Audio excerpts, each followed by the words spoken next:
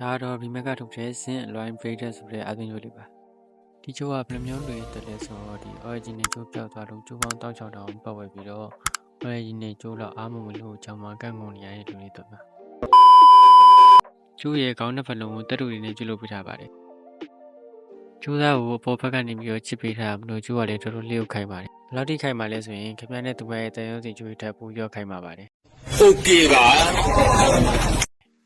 ဒီကျိုးကို68 watt original ကျိုးနဲ့စမ်းသွင်းကြည့်ရတဲ့တော့ကတော့68 watt max တီတက်ပါတယ်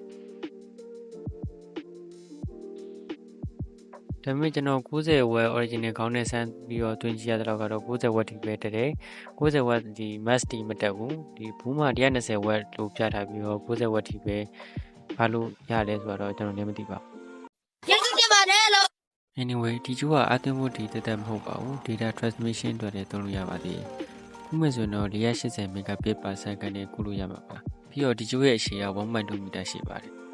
ရှင်းမှာကျွန်တော်ပြောသားသလိုဒီ original ကျိုးမရှိတော့လို့ original ကျိုးလောက်ကောင်းတဲ့ကျိုးကိုချနေဆိုရင်တော့ဒီကျိုးလေးကတော်လေးစင်ပြေစင်မဲ့ကျိုးလေးဖြစ်ပါတယ်